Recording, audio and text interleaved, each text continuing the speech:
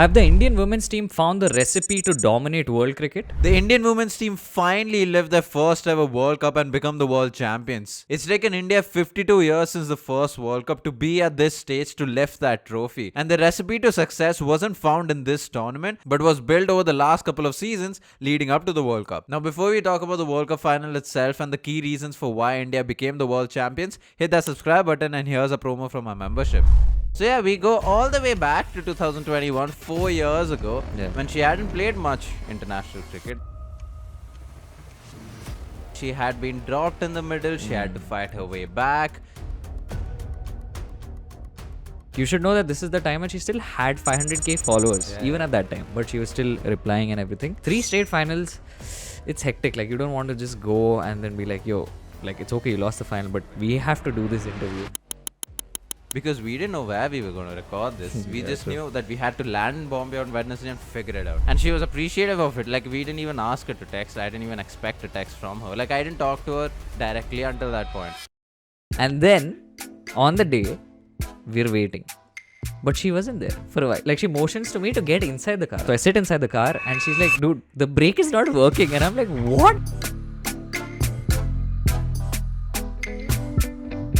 One of the key pointers and one of the things that was debated coming into this World Cup was the opening partnership. However, this has been one of the key reasons why India has not only dominated through the last season, but also in the World Cup and especially the final. Now, in the lead up to the World Cup, India had seemed to find the perfect opening pair in Smriti Mandhana and Pratik Rawal. Not only had they shattered a lot of numbers in record time, but they had become one of the few partnerships from India that had already accumulated 1,000 runs in a very short period of time.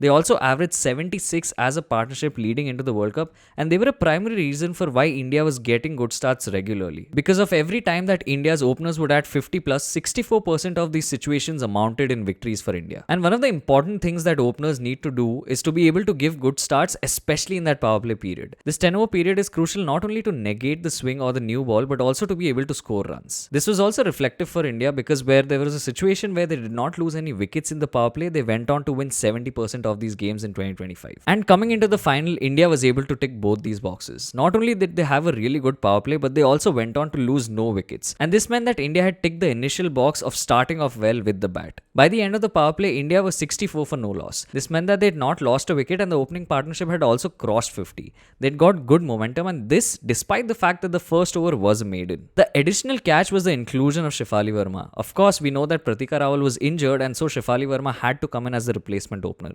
With all of that pressure coming into this game, especially after not having played an ODI for India for a long period of time, Shefali Verma really stepped it up in the final. One of Shefali's biggest criticisms was the fact that she would often get a start and then throw her wicket away. That was something that she seemed to rectify in the final because she was able to carry her bat beyond just the power play and in fact was a pillar for the Indian batting order. She went on to score 87 and of 78 deliveries too. But what she also did importantly in the power play was completely throw the South African fast bowlers off. The experienced Marizanne Kapp, who was the joint highest wicket taker up till that point in the power plays in the World Cup, was completely thrown away by Shefali Verma's moves. Not only did Shefali counter-attack against both the fast bowlers, but she also constantly used the crease extremely well, stepping down a lot and ensuring that she was able to negate the swing.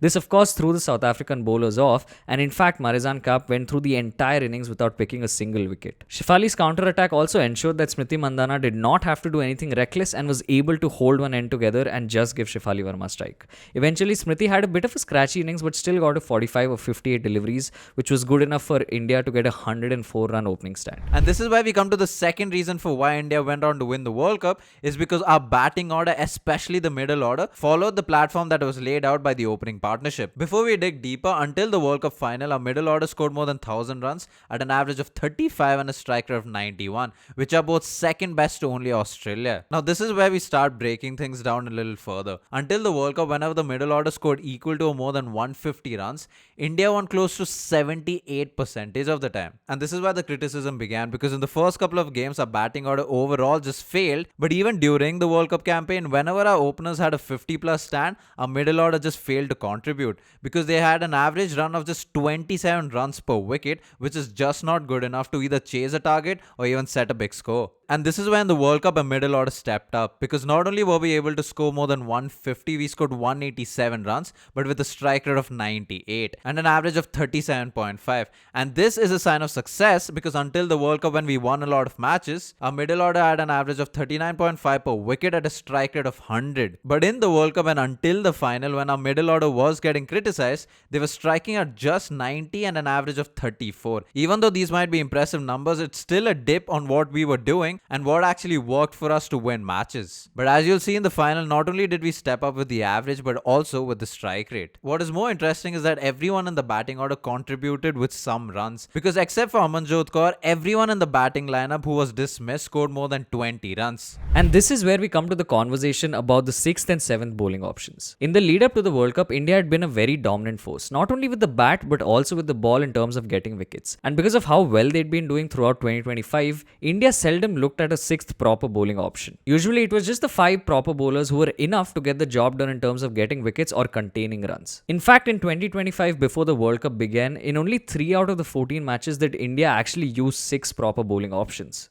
In all of the other games, it was usually someone like Praatibh Rawal or Harmanpreet Kaur who was coming as that 6th bowling option. In the World Cup, however, there were a couple of things worth noting. Although India initially started out with just 5 proper bowling options and were using Harmanpreet Kaur or Praatibh Rawal as that 6th option, this switched very quickly, and we saw that with the changes in the squads. Because before the final, India played 2 games where they went with 6 proper bowling options. And we had to make these changes before the semi-final, because every time India was playing just the 5 bowlers, we were struggling to contain runs. Not only that, we were also struggling to get wickets regularly, and also because of the fact that the batters were not particularly firing together, India was finding themselves in a bit of a stretch. And from there, when you go to the final, a couple of things worked in our favor.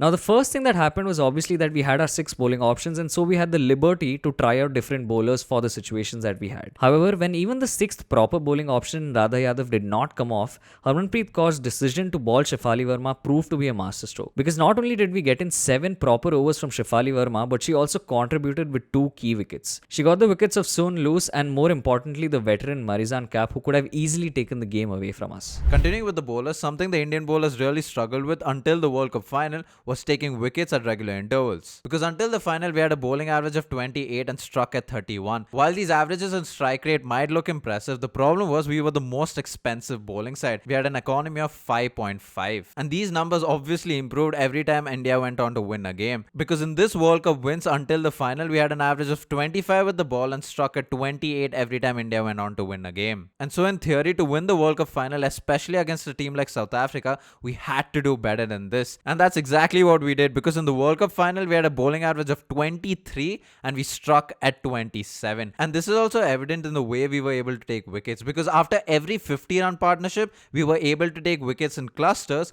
But not only that, even though they had 3 50-run partnerships, the highest partnership was just of 61 runs. So we didn't let the South African team get away with a big partnership. And the final reason, and something that is often spoken about, especially with the Indian women's team, given the history they've had with this, is the fielding. Now, without a doubt, in the lead up to this World Cup, something that was really emphasized on was how India was going to field, not only on ground fielding, but also in terms of the catches that they would take. Even in the World Cup, India had often disappointed with their ground fielding efforts as well as the catches that they'd not been able to take. But today, they really stepped it up in the final, especially with their ground fielding. This was by far India's best ground fielding performance when it came to the World Cup in any of the games. One of the best examples of this was the first wicket that India got today of Tasmin Brits. Now, she of course got run out through a direct hit from Amanjot Kaur, but the lead up to that was what caused the run out in the first place. The first ball of the over was driven well, and if not for Jemima Rodriguez's incredible fielding, it could have been at least a couple of runs.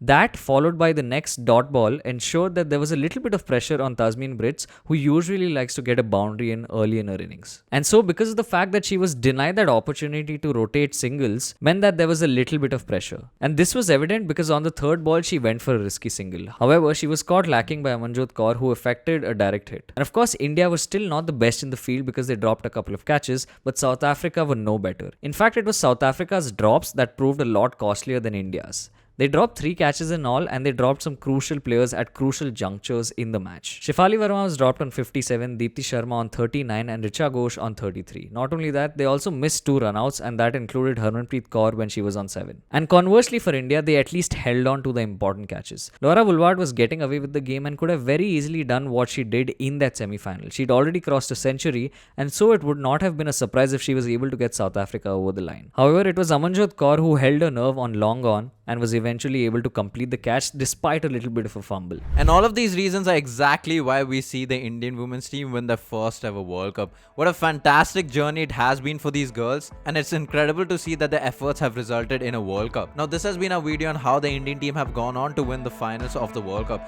If you've enjoyed this video, like, share and subscribe, all that good stuff. Comment down your favorite memory of the World Cup. And this, of course, isn't the end of the women's videos on this channel, because we will consistently put out videos on Indian women's cricket team every Monday. Thank you guys so much for watching and supporting us. See you guys next time. Peace.